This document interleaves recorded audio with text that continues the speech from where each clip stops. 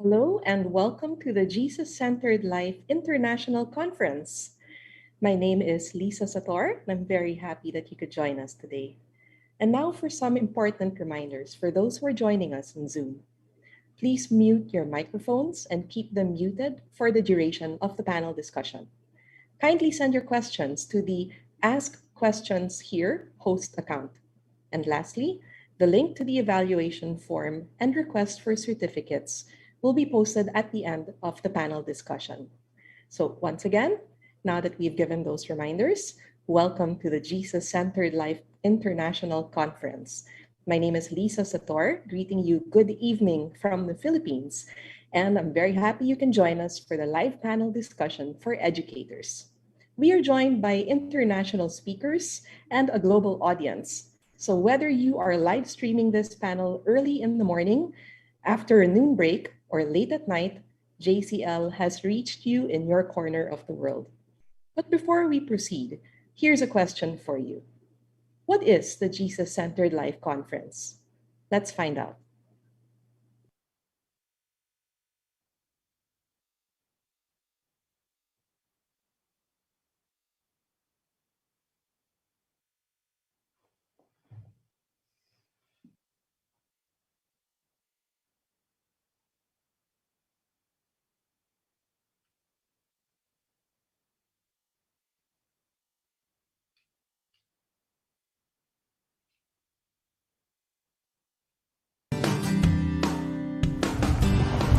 Greetings, everyone.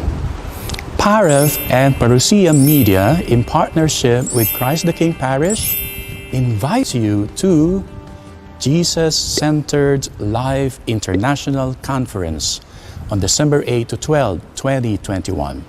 This is a free online conference. Why a JCL? Or why a Jesus-Centered Conference? This takes inspiration from the strategic thrusts of the three popes. The program of the new millennium and for all time has its center on Christ Jesus himself, who is to be known, loved, and imitated. Everything depends on intimate friendship with Jesus. Altogether, pastors and faithful, we will make an effort to respond faithfully to the eternal mission to lead humanity to an encounter with Jesus Christ. Endorsed by the CBCP, this conference will be attended by more than 40,000 parents, students, educators, and young professionals all around the world. It will have pre-recorded talks, live panel discussions, daily mass, family rosary, guided prayer, and meditation. And since everything is online, you can finish the 15 to 20 minute pre-recorded videos of the talks at your own pace in the comfort of your home. You will be joining a dynamic global community online in that conference. This conference has lined up renowned speakers from all over the world. Here are some of them: Jason Evert, Steve Ray, Hal Urban, Thomas Lickona, Deacon Harold Burke, Sonia Corbett, Brother Bo Sanchez, Bishop Sok Villegas, Katrina Alvir, Dr. Bernie Villegas, Frank Padilla, and a whole lot more. To register for free, please visit the JCL website.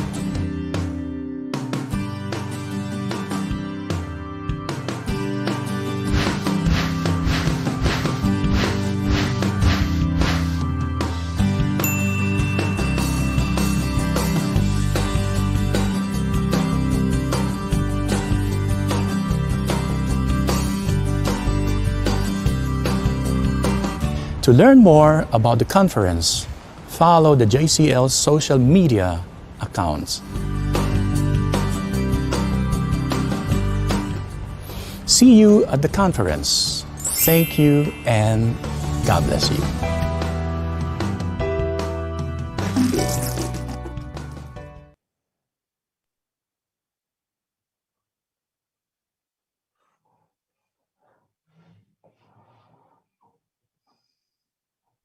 So what is JCL? JCL is Paref's annual conference that seeks to promote Jesus-centered living among parents, educators, students, and the youth. And our theme this year is Share the Joy. Of course, you can put that in a hashtag every time you want to share something related to the JCL. And in this second year of JCL, we are once again holding an international panel discussion for educators to help us gain perspectives and insights from friends around the world who are all working towards the same goal of living a Jesus-centered life. Our panel discussion this year has been organized by Paref Woodrow's School. Established 45 years ago, Woodrow's is the very first school founded by the Parents for Education Foundation, or Paref. We are a girls' school that espouses the integral or holistic education of students in close collaboration with parents who are the primary educators of their children. And I'd like to make a quick shout out to my Woodrow's family, the students, teachers, and parents of Woodrow's. Thank you for all your support for JCL. Now, let's meet our panelists. Annalie Romana from the Philippines teaches social sciences subjects at the senior high school level in Paref Woodrow School. She holds a bachelor's degree in philosophy and a master's degree in social studies education from the University of the Philippines. She also served as Chief Operating Officer of Sucesos Filipinas Inc., an events and tours company. So let's all give a warm welcome to Ana Romana. Hello, Ms. Romana.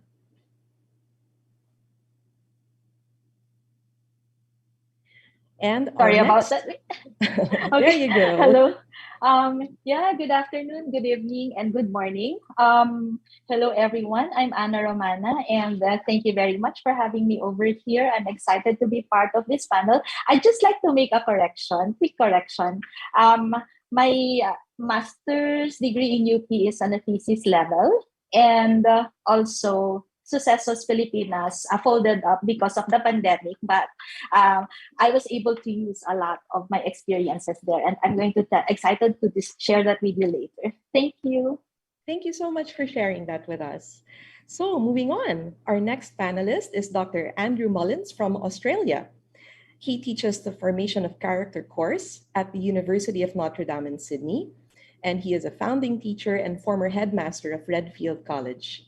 He is also the author of Parenting for Character, published by Parousia in 2019, and Parenting for Faith, which will be released in early 2022 by Scepter. So, good evening, Dr. Andrew Mullins. Hello, Lisa. Really good to see you. Good to be part of this. And brings back very good memories of my trip to the Philippines in 2014. So thank you very much for the invitation. Thanks again. Now, our third panelist is Sabrina Lim from Singapore. She teaches A-level chemistry at Catholic Junior College, the only Catholic pre-university institution in Singapore. She holds a Master of Education degree from the University of Melbourne. And recently, she started a health and nutrition coaching business to help people honor their God-given bodies. So let's say hello to Sabrina Lim. Thank you, Lisa. Hi, everyone. I'm really honored and happy to be here. Hello from Singapore. Thanks, Lisa. Thank you also. Our fourth panelist is Dr. William Kaimig from the United States. He is the Assistant Director of the Catechetical Institute at Franciscan University of Steubenville in Ohio. He holds a doctorate in ministry from the Catholic University of America and a Master in Theology and Christian Ministry degree from the same university. And he and his wife, Heather, have 6 children. And good morning, Dr. William Kaimig. It's a joy to be with you despite the very early morning here in Ohio in the United States. And I very much look forward to hoping to be of some service on the panel with you. And it's a joy to be with you this morning. Thank you. Likewise. Finally, our fifth panelist is Paul Cheng from the Philippines. He serves as the Associate Director for Academic Standards and is a Management Committee member at Paref Southridge School. He holds a master's degree in education, major in educational administration from the Ateneo de Manila University. But to his students, he is mainly known as a grade 7 math teacher and mentor. So nice to see you, Paul Cheng. Hi, Lisa. Pleasure to be here. I'm excited to learn from all of us in this well, I was supposed to say this evening's, but this day's discussion. Happy to be around. Okay, great. Now that we've met everyone in our panel, and it's really lovely to see all of you here and a pleasure to share the screen with all of these distinguished guests, I think we can now begin our discussion. So while we come from different cultural backgrounds, you see the diversity here, Philippines, Singapore, United States, and Australia, and perhaps even age ranges or generations, we all have one thing in common. And obviously, it's that we have all chosen a career in education. Our viewers might want to know, before we move into the other parts of this panel discussion, what made each of you decide on your career or vocation as an educator? Perhaps we can start with Dr. Andy Mullins from Australia. How did you decide on a career in education? Was putting up a school always part of your plan? Nice question, Lisa. No, I started off in architecture, and and then I was running some youth activities, and the guy who was older than me, who was responsible for those activities, was a teacher, and I found him so inspiring that I ended up changing from my course in architecture to teaching, and I've not regretted it. I think I'm so grateful I've gone in this direction. And I'm sure your students are equally grateful that you ended up taking that, headed towards that future in education rather than in architecture. So it's great that a teacher is the one who had that kind of influence on you. Why don't we hear next from Paul Cheng from the Philippines? Paul, your background is in economics. But I worked in human resources. Exactly. So I'm an economics graduate who was in human resources. And one day a very good friend of mine said, Paul, why don't you try teaching in Southridge? My first response was, where's that? I had no idea where it was. It was a very long drive to the school, but after a year in Southridge, I said, yep, this is it. This is for me. So as you beautifully put, Lisa, it's a vocation. Took some time, took some detours, but our Lord, in his providence, led me to where he wants me, and that is in education. And how old were you then, Paul, when you started teaching? Must have been 25 or 23. I spent a couple of years in HR. In fact, as a trainer, but of adults, of the employees of our company. So I switched from adult learning to child learning. Well, it's great that at such a young age, we can have those convictions to make a shift in career, especially a career in education. And I'm sure that Sabrina Lim from Singapore will also be able to share her thoughts on this as well. Did you choose a career in education, or did education choose you? Well, I think, Lisa, it's the second one. So from a young age, I've always wanted to be a vet. I love animals. I wanted to save them. But I couldn't bring myself to dissect a frog in secondary school. And I was like, okay, I don't have the stomach for this. I'll look for something else. So I actually did my undergraduate in engineering. But during that time, a friend asked me if I would tutor her. And through that, I actually really enjoyed the whole process of explaining things. Seeing that I could help her understand just gave me so much like joy and conviction in this. And I suppose it's because like my parents are both teachers.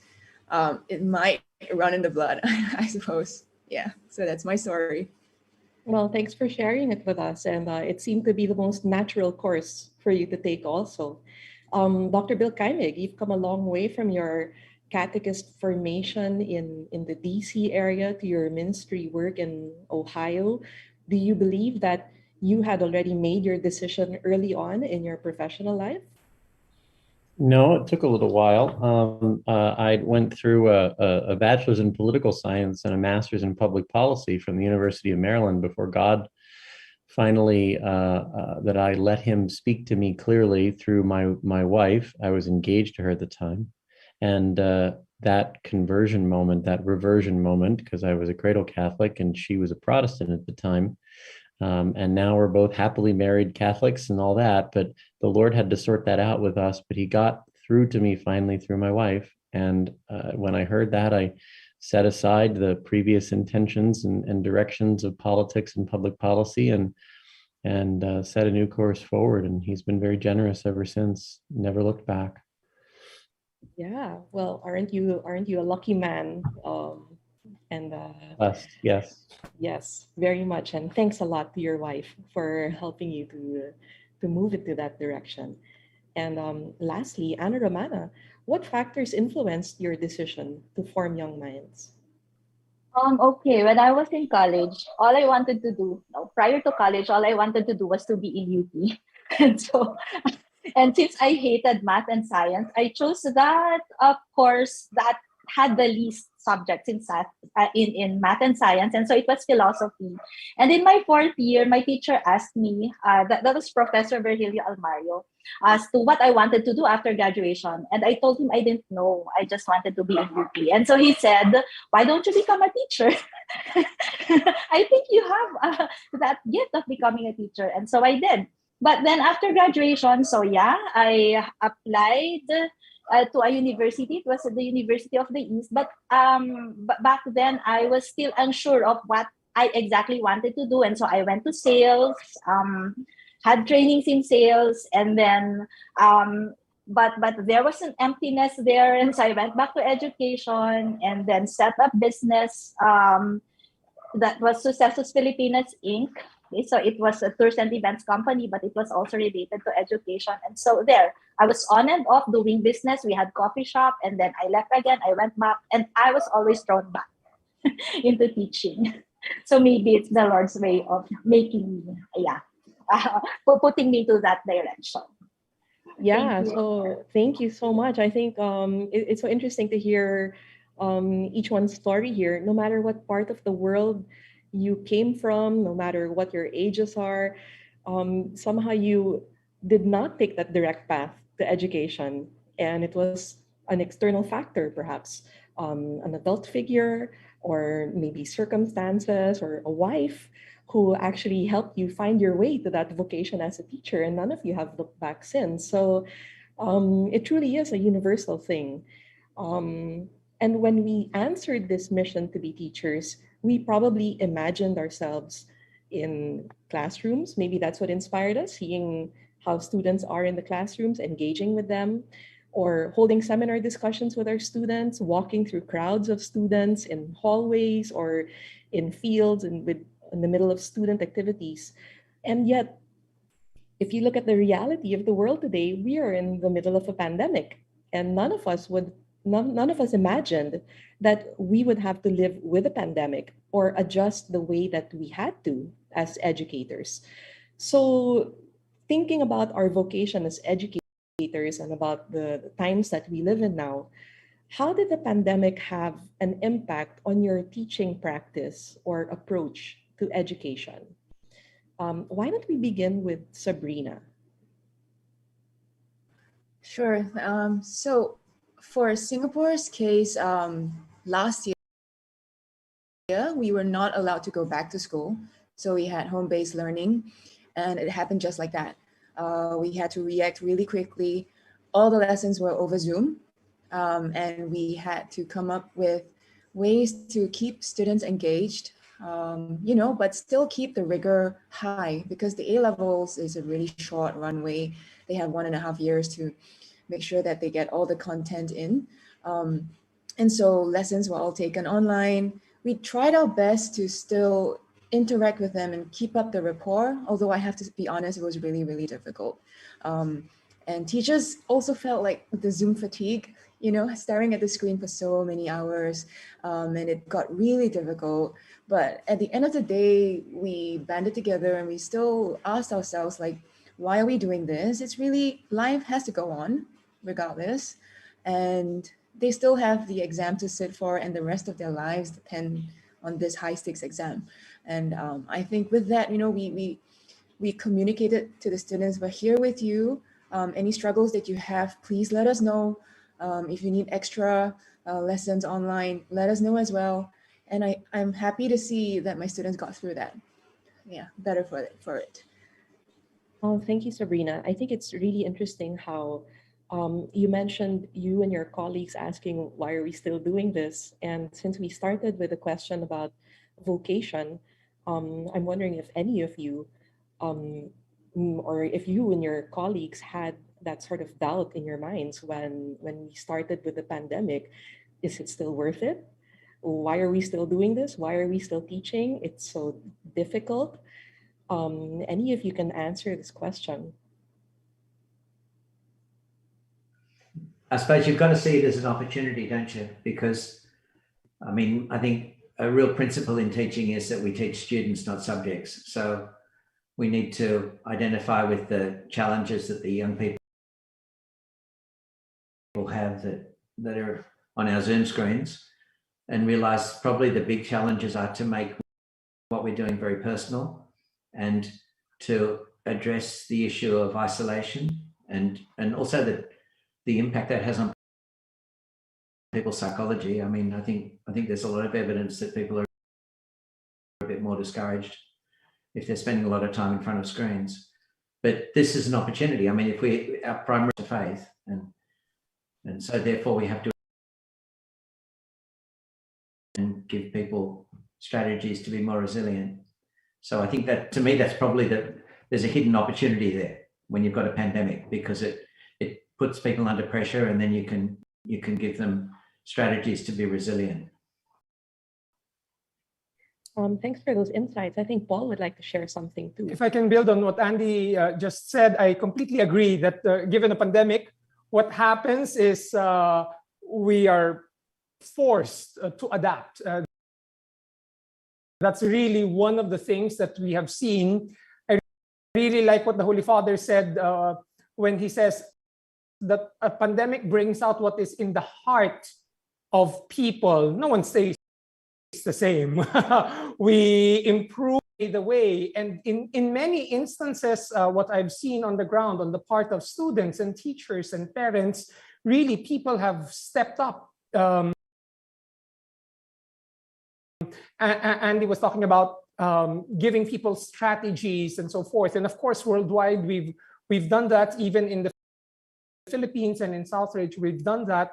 But after all the coaching, then we go through the daily grind, and people come up with all sorts of creative things that wasn't in the training. We didn't teach you to do it that particular way or to attack this problem in this particular way, but people have just stepped up. So yes, without discounting the challenges, and there have been,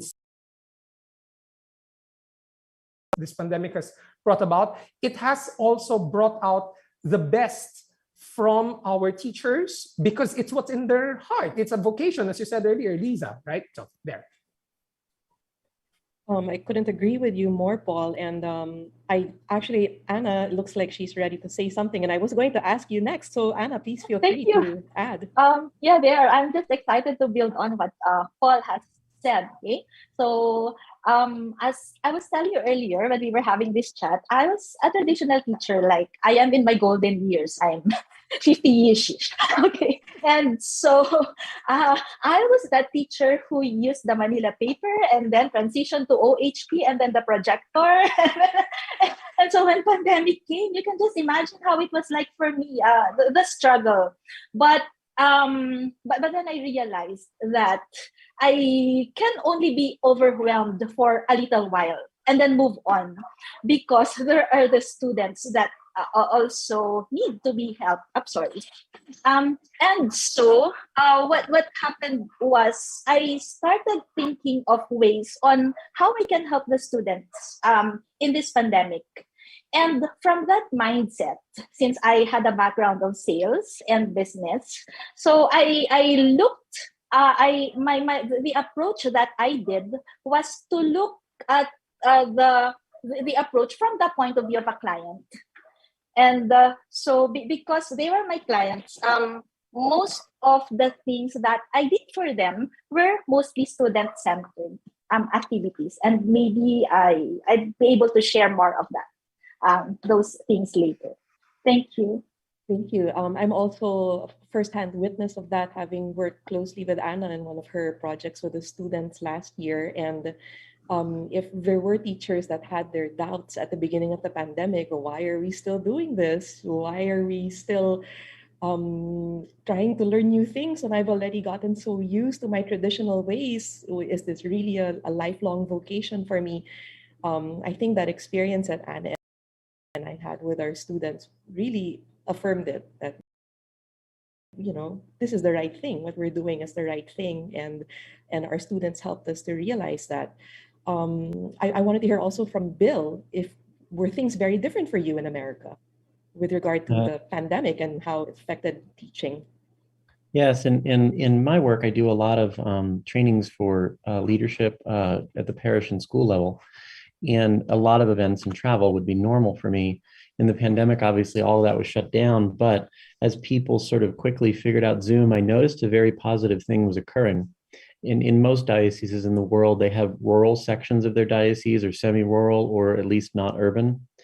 And typically, at least in the US, patterns of training and formation that existed prior to the pandemic very often tended to de-emphasize or serve more poorly those areas that were more outlying, simply because most trainings were focused on a location that was more close to the urban areas. And so it resulted in a sense, those areas being treated like backwaters.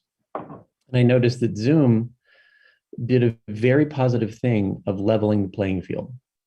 And I did notice that the trainings were enabling those outlying areas to be trained and reached and given priority in a way that physical gatherings didn't permit dioceses to sort of like, I guess it enabled dioceses to treat them that way with the excuse of, well, there's just no way around it.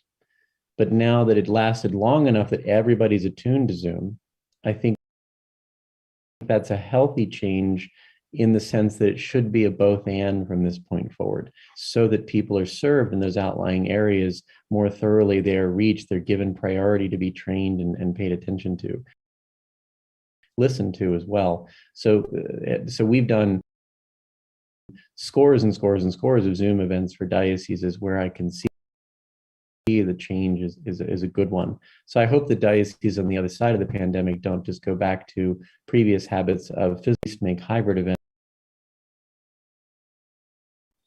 Yeah, that's great to know. Now that we know how to use Zoom, how to make it work for us, then I think it's something that's pretty inseparable from the way we will do things from now on.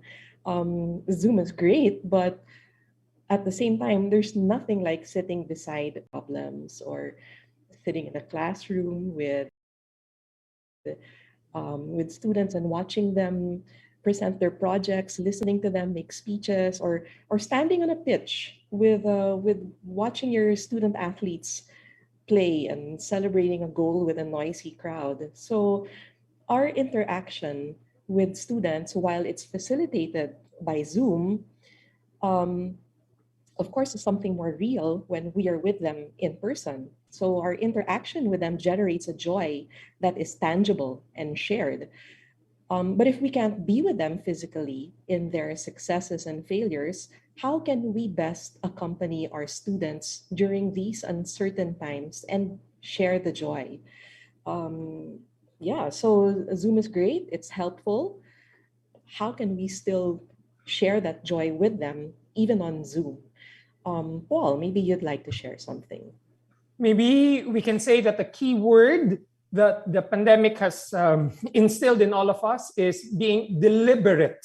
When we want to share the joy, as you said, Lisa, pre-pandemic, maybe it was a bit more casual and a bit more natural. How natural would it be, right? To be in the classroom and, I don't know, celebrate a birthday or tell the boys, in my case, that they did well in an exam or announce the next trip or whatever it is, right? It was so joyful. I remember pre-pandemic, I come into the classroom and, maybe 2 or 3 boys would come running and saying, sir, look at this. Or, sir, you know what I did over the weekend, etc., etc. But all of that was taken away, right? You go into a call You wait for the little bubbles, the little screens to come up. And then after you say, okay, class is dismissed, I'll see you 2 days from now, in 3 seconds, or even 2. They're all gone. And so what I'm saying is, to be able to continuously accompany students in this kind of environment, things have to be deliberate. Now we learn. We have to build it into our class. Just a few minutes checking up on each other, right? Or how was the weekend? Very deliberately. Or in our schools, we have the mentoring program. And that's and now it's become even more deliberate. You have to put it in your calendar and check on how things are going at home and so forth. So I think that's what happened. We were more deliberate in trying to share the joy. Thank you so much for sharing that, Paul. It's sometimes we think maybe we're not doing enough because we don't feel the joy. Sometimes you feel the joy with a hug, or you see a big bright smile, but instead it's a dot, it's a screen that you see, and you don't really know whether the student behind that is experiencing the joy. Anna, would you have an experience or a strategy that you'd like to share with regard to kind of building on that joy among your students? Okay. So first off, I mentioned earlier that the approach is student-centered. So that is what I always follow. And so on top of my list is that I want to make sure that they are the well-being, the totality of their well-being is okay. I always look out for the welfare of my students, especially with regard to the mental health. That's number one. So deliberate, as Sir Paul has mentioned earlier. And again, I have a very colorful life. My daughter almost died of suicide last year. And so I know that mental health is real. And that is the reason why I always check out on my students if they are okay.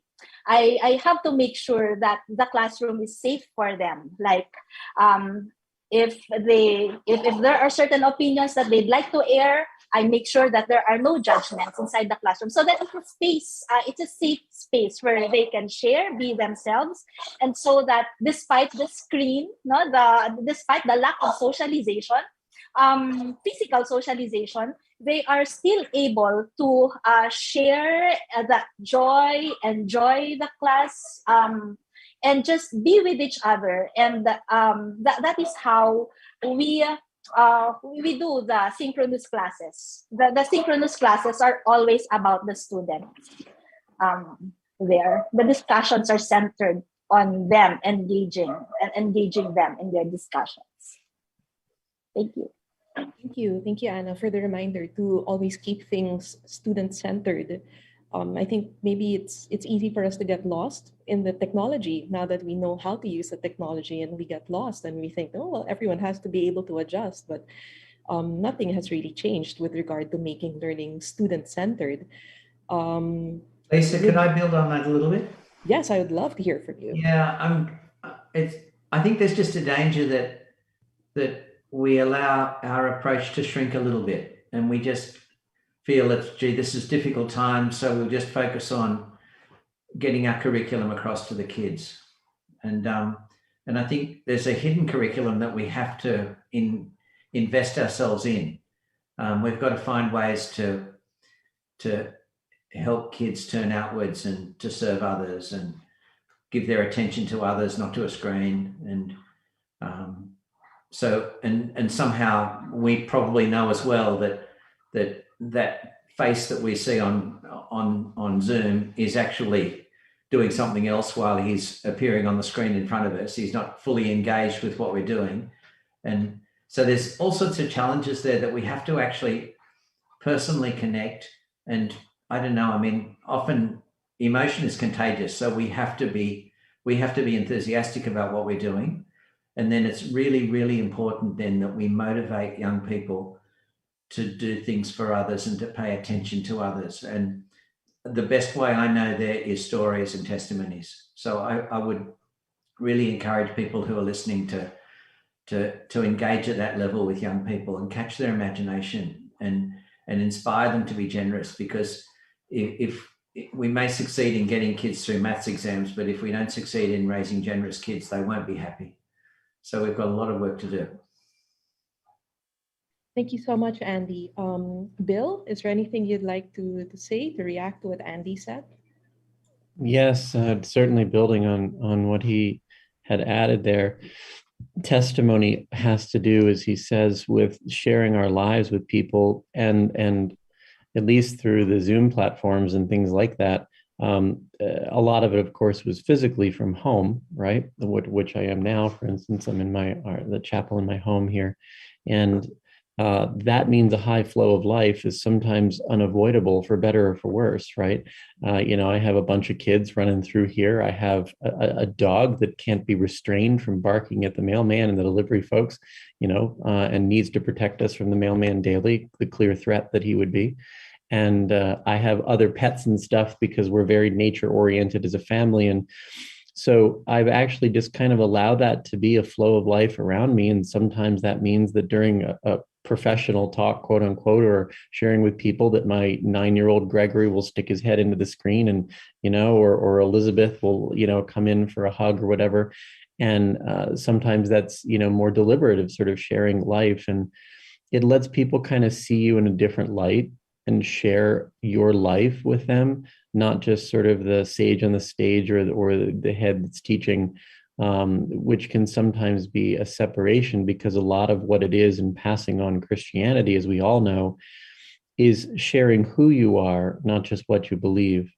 And, family life is always a witness that people are lacking to various degrees in our culture. And connecting with people, I know here at Franciscan University, the famous folks like Scott Hahn and John Bergsman, others, that people are always very impacted when they learn a little bit more about their interior family life. Like when we did a filming with Scott Hahn recently for a workshop on our system called Mentoring in Ministry. And we filmed it in his home deliberately, so that people could get a sense of how much of a priority it is for Dr. Hahn to mentor people individually, which very few people know about him. They know his famous books and all that sort of stuff, but they don't know so much about him as a person and how he operates in his family life with his wife, Kimberly. And that presents a different side to the people that you're trying to learn from, trust in the faith, and grow from. And that's important to express. And it gave an opportunity to actually put people into your living room, so to speak, in quite a literal way, which can be an advantage. Yeah, thank you for sharing that. It's a nice little insight about Scott and Kimberly Hahn. And I was wondering, maybe Sabrina might want to say something about this also. Okay, I would love to. Hearing the other panelists speak, so 2 experiences pop to mind. For my school, we have retreats for students because it's a Catholic school. So we have retreats for students, but that had to take place over Zoom as well. So what Bill said about sharing our life just resonated with me because, in the Zoom platform, you can't feel the other person's energy. So what we did was the teacher goes first and we model the way. We show students like it's okay to be vulnerable in this space. It's a safe space. I shared really personal things about my journey with God and the struggles that I faced through the pandemic. And from there, I saw like the students let their guard down and they came forth with their stories as well. And then the connection was really palpable. Yeah, so that was a really powerful experience for me. The second thing was because over Zoom, while at home, the students don't have the joy of interacting with one another. So what I did was I reflected like what gave them the most joy in the classroom. And for my students, it was working as in a group. So like in a group setting, they work on a piece of an assignment together. And for the teachers here, the app that I really like is called Quizzes. So it's Quizzizz.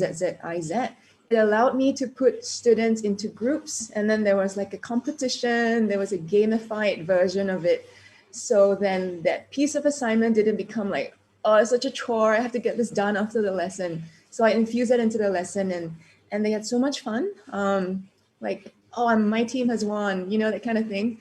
And it just brought up more joy, I feel, rather than just a lecture tutorial over Zoom.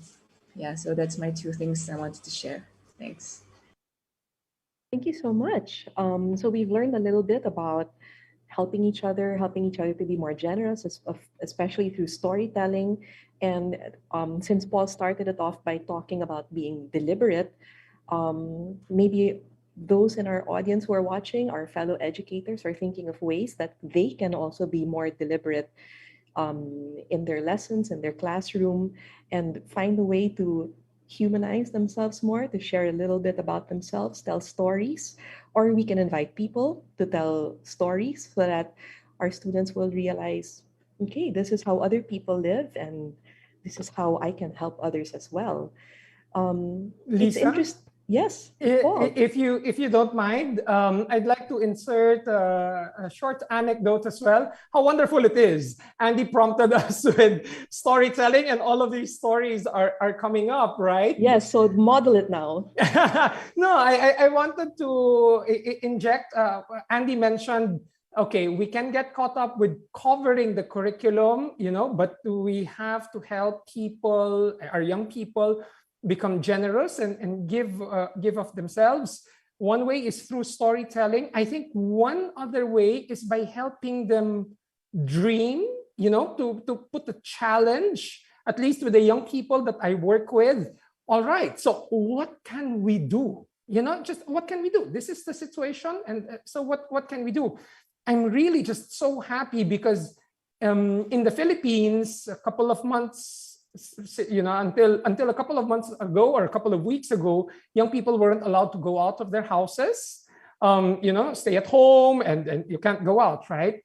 But with the boys club that I was helping with, we said, so what can we do to make Christmas a bit more Christmassy to the less fortunate? You can't go out and go to the houses of these people and so forth. So they came up with this fantastic initiative. It's called the Viri box. So it's a box. It's distributed to all of their families. They put things there and they will be collected to be brought to the houses of the underprivileged. But the interesting bit there is we had a canvas with an outline of the Holy Family. So it was a nativity scene. So one afternoon over Zoom, the boys came together on a call to paint the canvases together.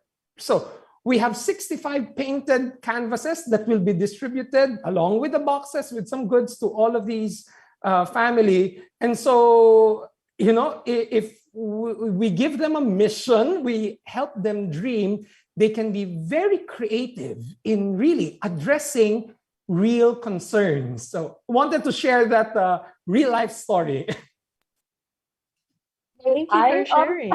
Yeah, Anna, please share away. Two things about being deliberate. Kasi si Sir Paul started the deliberate thingy. Okay. One way of being deliberate, this is what I do, especially with our synchronous study sessions. Okay. I have partnered with the students in designing the detailed flow of the synchronous study sessions. And this is through the feedback form that they give us every time that they would do the asynchronous. So there's a feedback form, and then they answer formative questions, and then they also write their own questions and clarifications. And then those questions and clarification are arranged in such a way that it would still follow the lesson plan. And then instead of me writing the questions, I would use their questions. And then those are the things, the points of discussions that we do in class. And then there was this one time when a student sent me a message and she said, "Miss, thank you. I was really happy to see my question used as a reference." And then every time that I would also ask another question, I would see a smile, no? A student's eyes would light up because they recognize their question. And I think that's one way of also engaging them, partnering with them, and making the lessons like theirs. No, they have a sense of ownership because they have part in crafting that lesson. Okay, and then another thing with regard to sharing is that I had a problem in the pandemic. I had that challenge of thinking of ways on how to still go about with the the community service part of the classes, because I teach politics and governance, social science classes. Okay, but then because of technology, the students, if you give them tasks and they are provided with choices, they would joyfully give their all. So the choice is to either create a task, apply the lesson, and they can either go small or they can go big time. Okay, and so if you are able to really make them understand the importance, for example, of why they have to do this campaign, or then they would choose the more difficult task. I am referring to the partnership that we had with Lisa Sator, the advocacy campaign for the elections, no, in the Philippines that's happening in 2022. And the students were given that choice of either making it just a form of compliance in class, or would they want to make it big and really own the advocacy and have an impact on other people. And that's the reason why I also got to engage with Sir Paul last year because of that campaign, because of that task. So they reached out to Sir Paul. They went beyond the classroom and went beyond Woodrose and did the campaign online. Okay, thank you, Anna. I think that if we're very deliberate, somehow we find a way to help our students go beyond themselves, and that's where they're able to find the joy in their learning. I'm also glad that Paul brought up the sort of Christmas outreach activity that the Boys Club has, because of course it is the season of Christmas, and we are in the Jesus-centered life conference. So we'd like to maybe we can talk a bit now about bringing stories of Christ to our students, because Andy mentioned telling stories is important. Telling our stories is important. How about telling the story of Christ? So maybe Andy would like to share an example of or two of how educators can best transmit the gospel, the stories of Jesus, to the younger Lisa, generation. all I can do is tell you my best story. Great. And it's probably the most moving moment in my teaching, right? There was a gentleman by the name of Michael Douglas who was the head of history at Redfield. I employed him, and maybe 2 or 3 years. He was a very good teacher. The boys really, really warmed to him. And maybe 2 or 3 years after he joined us, he had some sort of throat problem, and we thought it was a laryngitis, and then we thought it was something more sinister, maybe a thyroid cancer or something. But he kept teaching with a speaker on his hip. And then it got worse, and he had to stop teaching. It turned into a bone cancer. And I got a call from his wife to say, please come into the hospital because they've taken Michael into palliative care and we don't think he's got long. So I went straight that afternoon to see Michael, and he's lying on the bed, glazed-eyed, unconscious, virtually unconscious. And I'm sitting there in the room with his wife and with his daughter. His daughter's a teacher also. And we're just making small talk for about an hour. And Michael, I thought he was unconscious. And then suddenly he sits up and he looks at me and he looks at his daughter and he says, students must see Christ in their teachers. And then he flopped back into bed, and that was the message for the day. Maybe 2 or 3 days later, he died, right? But like in one of the most moving moments of my life, right? And I suppose the challenge for us, and the pandemic doesn't make that any easier, is to be Christ to the kids that are in front of us in some way. And it seems to me there's two massive goals that we have there, which are very outcome focused, if you like. That we have to help young people to pray, because that's the only way human beings connect with God, to pray. So we have to teach the young people in our care to pray. And the second one is, and probably even more important, is to treasure the sacraments. So we've got to show the joy that the sacraments give us, because if we don't show that joy, then the kids will not calibrate their way of working out what's important in life. If they don't see that the sacraments give us joy, then they won't give importance to the sacraments. So no matter whether we're teaching English or maths or politics or whatever, we've got to make sure that we go into that space and we help young people realize what are the most important gifts we've been given as human beings. And it's just too important. I mean, the kids we're teaching in year 11, maybe most of the time we're going to be seeing them on screen now. So we've got to do something that touches their hearts. And anyway, I've had my say. And it was a great one. Thank you so much, Andy. Bill, perhaps you'd like to say something in connection to that, or maybe a totally different story. No, I'd be happy to build on that. When we train teachers, obviously, what Andy said at the very beginning, he said we teach subjects. We don't teach subjects. We teach people. We don't teach subjects. We teach students, right? And it's very easy to take a view, because textbooks and things that give us sort of bullets and didactic instructions are very easy to lop into a status of it doesn't really matter who's giving the teaching. You just kind of walk through the material. It's very easy for teachers to get that and train them for witness. One of the things that we do is we take any set of teachings that would otherwise be topical, such as, the Eucharist or the Blessed Virgin Mary, that could be treated as topics wrongly. And as we coach them to prepare a session or a lesson, we say, okay, tell me why it matters to you that this truth, this thing you're about to teach, is so versus not so, is there versus not there, is true versus false, is real versus not real. Why does it matter for you personally, not people you could imagine or things you do in your job, but for you personally? Why does it matter to you that purgatory exists versus doesn't exist? That there is a mother given to us from heaven versus that not being a thing in your life.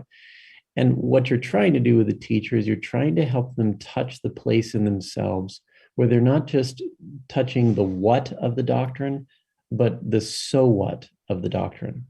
Why do I care that this is so? Why does it matter to me that this is true? And if they're not in touch with that, they'll never help another be in touch with that. They'll never pass it on in a way that is about their passion for something being true. And I really want you to share in the joy of it being true that I've discovered. If they're not coached to be in touch with that, they teach things in a more wooden way. They teach things detached. And so it's helping them to coach to really go through that process. In a specific way, it's asking them that question relationally. And so when we coach them to say, when you develop a session or a lesson plan, by the end of it, you look at it before you teach it and you say, is it clear to me as the teacher how this set of things I'm about to unfold on some topic of the faith, is it clear to me how this will help me help my students fall in love with Daddy, fall in love with their Heavenly Father more, trust Jesus more? Because as Frank Sheed put it, a famous Catholic layman of the 1900s, he says, every doctrine of the church is a new reason for loving him. Every teaching of the faith is a new reason for loving him. And we don't often see it taught that way, right? Is that if there's any reason to say something about revelation, it's because it helps you trust him more and fall in love with him more, embrace him more, receive his fatherly action over your life more. And if it's not clear, any doctrine we teach, how it brings us closer to that Above all, what Jesus came to do, which was help us to trust his Father, which was the great sin of Eden. To undo Eden in us is the goal of every doctrine. And if a teacher doesn't put people in touch with how this truth does that, then the truth taught isn't doing its job in Revelation. Its job is to build trust of Daddy above everything that it's taught for, not just to inform or fulfill curiosity or make you feel more right. And so helping teachers to think about doctrine that way and get in touch with that is key to teaching them to be witnesses in the classroom. And that's a mindset that I guess the teachers have to develop no matter what subject it is that they are teaching. Sabrina, you are a chemistry teacher, but you're going into a nutrition business because you want to help people realize that they have to take care of their bodies as as stewards of their bodies. Is there any way that you can somehow connect this to what Andy and Bill said? Okay. So the underlying drive that I have is for people to know that they're worthy in and of themselves, and that that's because God created them.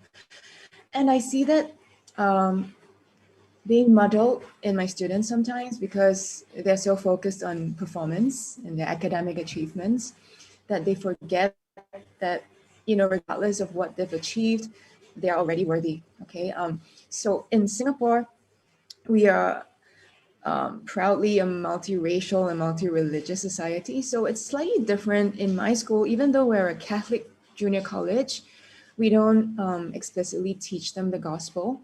Although we do have masses weekly on campus, and we tell the students all are invited. But the number of Catholic students in my school is actually the minority. So then how do I share the joy of the gospel with all the other students who are of other religions? It's really the message of love, right? We're called to love God with all our hearts and all our minds and all our strength. And to love our neighbors as we love ourselves. So then that question of self-worth, like, do I see God? Do I see myself as how God sees me? Do I believe that I am worthy and therefore I can freely give of love? Little things in the classroom like, could you help your classmate collect the notes for that day, if they're not around? Could you just, even though it's not your duty that day, to sweep the classroom floor? Are you a good neighbor to your friends? So I think it's about being a good, loving and compassionate member of society that, I can see how the gospel can be shared. And then to touch on my nutrition business is really like exactly what you said, stewards of our bodies, that we're temples of the Holy Spirit. And in order to do God's work, we have to be healthy enough, and not to waste the gifts and talents that He's given us. Yeah. Thank you so much. I think now it's time for us to entertain some questions from our audience. And let's see, we have some questions here. Okay, if you're in the Zoom, you can send your questions in the chat box to the Ask Questions Here host account. But if you are viewing from Facebook or YouTube, you can type your questions in the comments section. So, can you share advice on how we can cultivate positive student-teacher relationships? Anyone, any of the five of you, go ahead and feel free to answer the question. Can you share advice on how we can cultivate positive student-teacher relationships? Paying attention to each student. I mean, I don't know. I mean, sorry, it's just sort of obvious, I suppose, that how do we show respect to somebody? By paying attention to them. So we have to make sure that although we've got 40 faces on the screen, that we're paying attention to each one. And that's not easy. I'd say be vulnerable. Show them that you're also human. You're not God on the screen. I think when students realize that we're all in this together, that you might share some of their likes or not, that you also have your own struggles, of course, without scandalizing them. If we're all human, then that connection is a little more easily facilitated, I think. My Yes, of course. suggestion would be to make sure that much of the types of communication that you have with individual students reflect a paradigm of gratitude. That you're thankful for this, not in a perfunctory or just sort of brush off, easy to say way, the kind of way we praise too easily sometimes, so it has less value, but to be sincere in expressions of gratitude for certain things. The other aspect of it is, without unhealthy or unwise self-disclosure, if it's possible in your particular classroom, or certainly as a parent, to ask your children to pray for certain things that you need, to engage them as people that pray for you. It's a very beautiful thing, again, with wise boundaries, to invite them into certain struggles. Like my father-in-law right now is struggling with leukemia, is terminal in cancer, probably has 3 months to live. If I was teaching in a classroom today, that would be something that I should invite my students to pray for him. And therefore, it shows yourself to them in a certain way that doesn't just make the relationship about what you're giving, always. Because any healthy friendship, for example, is always reciprocal. It won't last in a one way for long before that feedback loop of, okay, I'm always needing to be helped by this person, becomes unhealthy. And in a classroom, there's an expected paradigm of, well, the teacher gives, the children receive. But it doesn't have to be just that way, because, of course, in raising people in Christianity, you're not raising them to be Christians later. Like, we're storing up tons of data about the faith, so you'll be Christians as an adult. They're Christians now.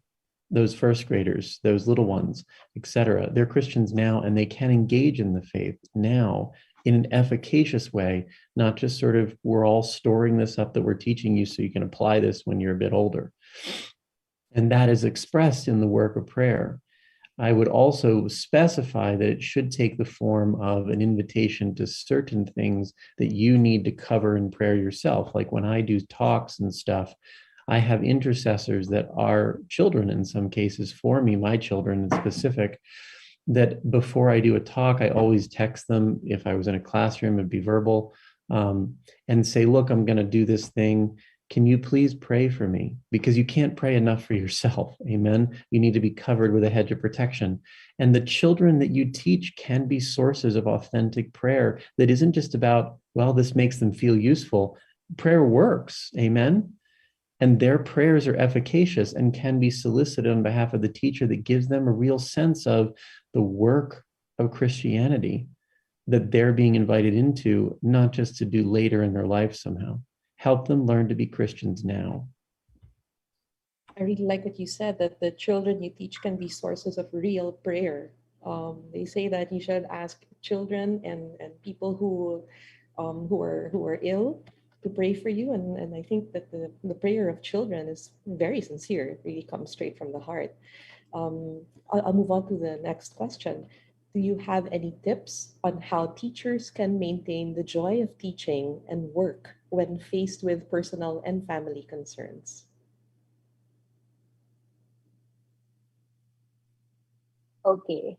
I think I can identify with that Go because ahead, of what Anna. because of what happened last year. So we have faced the most difficult maybe challenge in our life. It was at this time of the year when our daughter attempted suicide, and she almost she almost died, from that incident. But classes were still on, and so and I cannot. We had to attend to her, but I also had to attend to my students, and so I had to learn to set aside family matters and focus on my students. And then after that, I had to shift back to family matters. So parang ganun, no? You have to compartmentalize. I had to learn how to compartmentalize things at that time, and then at the same time also trust that the Lord is on top of the situation, so that while I am attending to my classes, the Lord is in charge of my daughter. And I think that's how that was how we survived last year's incident. Thank you for sharing that, Anna. I know it's very personal, but it's something that many of us can relate to because working from home definitely it is for for us in the Philippines still something very challenging. Um, is there anyone else who would like to share something? I wanted to add the idea that I found, at least in my life, that I had always related to my faith, nominal though it was for a long period in my young life, teenage life, and stuff.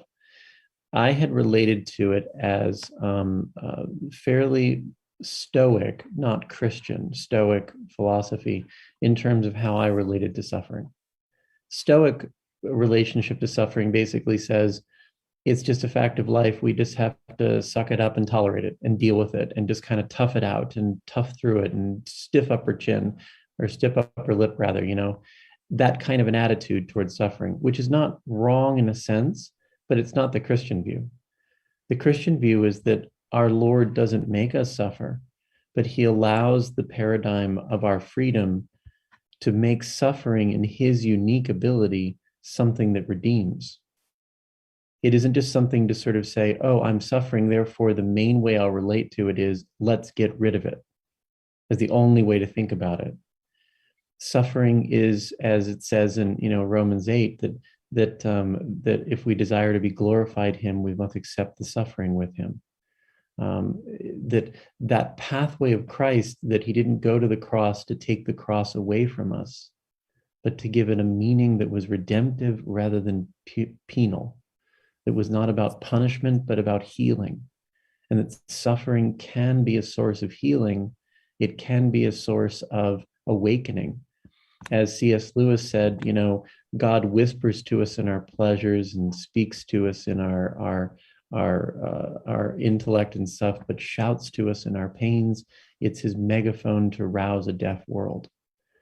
There are ways that suffering is purposed by our good Lord from the cross to our daily walk that I know I struggled with, and I see a lot of people that we work with, they've not really processed that in a way that they've integrated it in their Christianity, such that it becomes an outward witness. And what does it look like? What's an outward witness? It means that you learn that you trust in darkness, and that God's role is not to just explain everything to you and therefore ask you to follow, that you follow because he's made everything clear to you and you get it and you say, yep, I agree, I assent, I'll go and I'll follow you. But the opposite is that real relationship, as we all know in different marriages and stuff that we have, is really based on trust, not just knowledge and assent. And a relationship with God is the same. And trusting in darkness has got to be something he gives us, because what he's building in us is not agreement, but trust. And that requires darkness, an allowance of darkness in our life, so that we learn that we don't have to have everything explained before we'll follow him to new places and new ways. One friar put it this way, who preaches at our campus, our Franciscan campus. He says, nothing great ever happened inside your comfort zone. Is that God has to be allowed by the human being to keep you at the edge of your comfort zone for the sake of growth, for the sake of presenting a sacrificial witness to others. And that means that you have to integrate what suffering is into your Christianity, not just see it as something to be gotten over or prayed against as the only way to relate to it. Lisa, taking this in a different direction slightly, Yes. I asked a little boy in year 2 years ago if he liked his new class and his new teacher. And he said, he's wonderful. And then he volunteered. He said, my teacher last year didn't smile. It's sort of disturbing, isn't it? Because as adults, we think we're very cheerful, but sometimes we're not as cheerful as we think we are. And, there's lots of memes on the net about hostile resting faces and bitch faces and all this sort of stuff, right? And we all think we're above average, but it just seems to me that if we don't win this battle about managing our faces and managing our external expressions of emotion, then and obviously probably it's easier on a screen, but in front of a classroom sometimes it's not that easy, or walking down a corridor it's not that easy. And there's a lot at stake, because Mother Teresa talks about a smile as a bridge, and that's the way that we create a bridge to somebody. And we can have all the wisdom in the world, but if we don't smile, there's no connection. It's quite an interesting challenge, I think. And it's got to be 95% of the time we're cheerful and bright, and want to connect. Otherwise, particularly boys will just switch off. They'll just say, I don't connect with this person. Really interesting problem. I'd say, Lisa, that we have to learn how to rest if we want to remain joyful. Pope Francis, when he was in the Philippines, he talked about resting and resting in the Lord. He said, it's interesting because teachers, and I see this with our own teachers in our school and teachers elsewhere, we're very good at loving. That's why we're teachers. We give ourselves and that, but we're not very good at being loved, at receiving. That's a hasty generalization, but I think it's an important point to make. We're not complete if all we do is give and give and give, but are not loved in return. That's not to say that we're supposed to be selfish.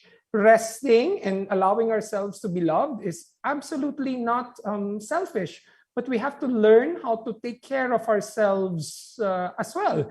Not to not do anything and binge the latest season of such and such a series, right? But to do other things, worthwhile things that refresh us, that recharge us, that bring us closer to our Lord. One of the ways, if I may share something from my own experience, and maybe Lisa knows this, I rest is when I go on excursions with my students, for example. Go biking or hiking or whatever it is, right? It's physically tiring and you have to manage the students, but it's something else and it refreshes you and recharges you. I think that idea of resting, allowing ourselves to be loved, is important. Thank you so much, Paul and Andy and Bill. We have to manage our time, and because we've had such a rich sharing of ideas, we will have one more question, because seeing the way that things go, you all have a lot of insights to share whenever we ask the questions. So I'm just going to have to choose from the questions that have been thrown to me. And let's see. Technology brings both the good and the bad in the growth and development of the youth. With access to content that promotes self-expression but not introspection, such as a TikTok challenge, it's quite shallow. Kids tend to conform and believe that prudence is outdated. How do you teach the kids the joy of following what is good, prudent, and joyful?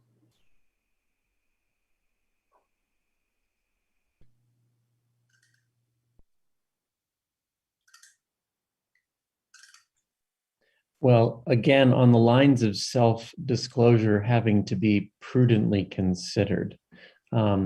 Sometimes it's sharing the nature of your own arc of growth towards prudence. Again, back to what Andy said about the importance of testimony, right? Discern carefully, right? It's not about, talking about, well, my party days, not that, but sharing them a sense of what you've learned. As one speaker at Franciscan University said, who was quite elderly, a sports coach, he said, just remember, I've been all of your ages, and you've not been my age. So let me help you see. But just kind of in a humorous way, a self-effacing way. It's very important when we share personal stories that we not end up the hero of every story of our own, right? That vibes badly, right? A self-effacing sharing of how you humbly, like for instance, my son, speaking of prudence, imprudently busted both of his heels by falling off a wall in a place he shouldn't have been because he was trespassing in a place that was an abandoned factory, and he fell off a wall. And so he broke both heels, shattered both heels, and he's healed from that. The Lord has been very generous with him in that. But in that process, of course, of healing, he and I shared a lot of different things, or with many different doctor's visits and operations that followed that. And he was in a place of sort of great sort of struggle, because this was pretty embarrassing for him to have sort of been imprudent in that way, and sort of stretching out in that way, which didn't work out. But I was able to share with him, for example, that, he's 17 now. And that happened to him when he was 14. But I said, Will, his name is William. I said, Will, this may have been something that you didn't do well, and I get that, and things happen. But I will tell you that when I was your age, I was nowhere near where you are in terms of your understanding of the Lord, your willingness to pray. I was just not anywhere near where you happen to be right now. And yes, you made a mistake here, but I might have been in a far worse place than you in terms of where I remember I was at your age. And that may not be the kind of comment you can make for every student, of course, but it's looking for what to praise in them as you help them see things that they may need to reconsider or be warned away from. It's always helping to see. This was the brilliance of John Paul. John Paul always did not look at youth and say, y'all just got to learn to grow up. He believed in them as people that could make better choices than the previous generation. And they received that vibe of trust that he had in them. And that's important to put off one-to-one. So much, Bill. Do we have comments from our other panelists? Just one last thought on that, Lisa, building up from what Bill said.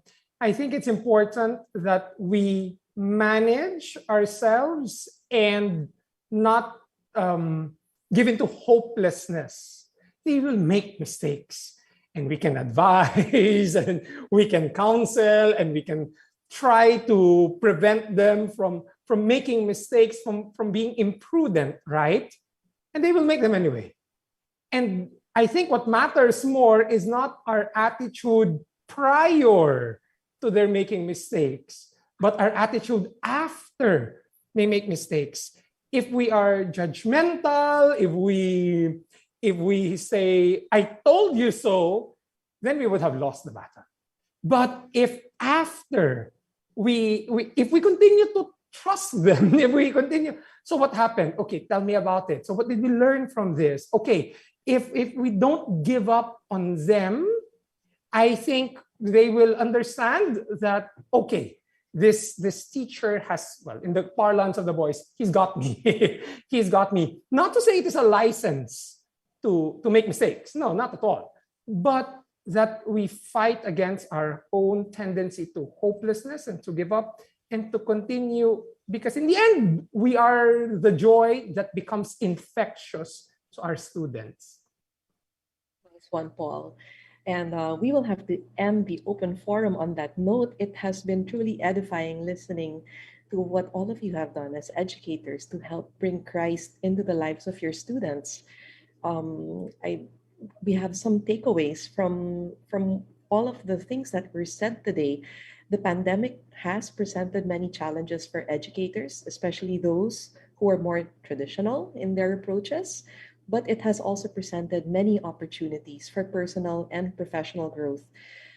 Sharing the joy in the classroom can be done by engaging with students, not just through student-centered teaching strategies, but also by inspiring them through storytelling and sharing personal experiences with them as educators. In other words, building authentic relationships with our students and sharing the joy of the gospel to students and young people.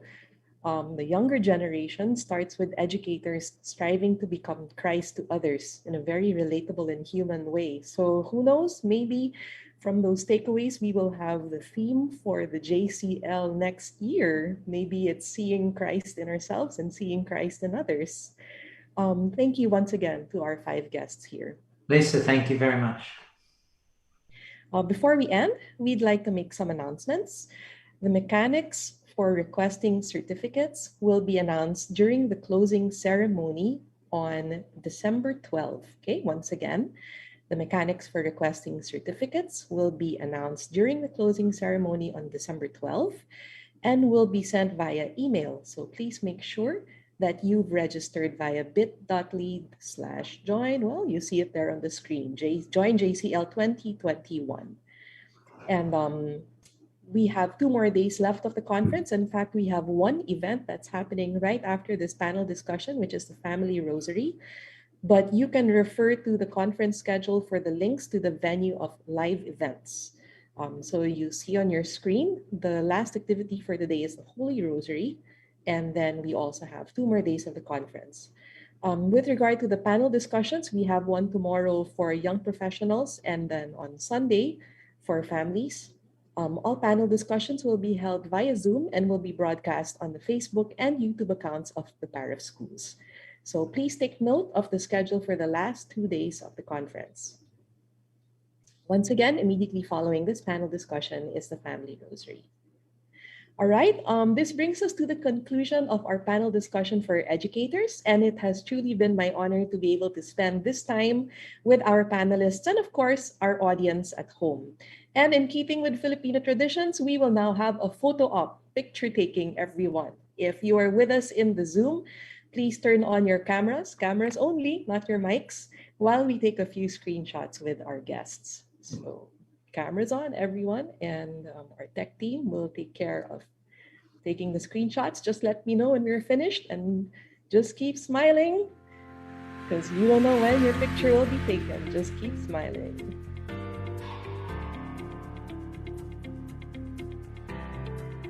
We're good now? Okay. I'm going to say that we're done with the picture taking. So a round of applause for our panelists, wherever you are around the world in your homes. Let's give a big hand for our 5 panelists today. And to the ladies and gentlemen in our panel, I hope we get to do this in person one of these days and share a stage instead of a screen. We will now say goodnight to our panelists on this side of the world, especially to Dr. Andy Mullins, because it is past his bedtime. And we will also tell Dr. Bill Kaimik to have a nice day because the sun has probably just risen where he is in Ohio. Thank you everyone for being a part of the Jesus-Centered Life Conference. Once again, my name is Lisa Sator for JCL, and don't forget to share the joy. Enjoy the rest of your evening. Bye.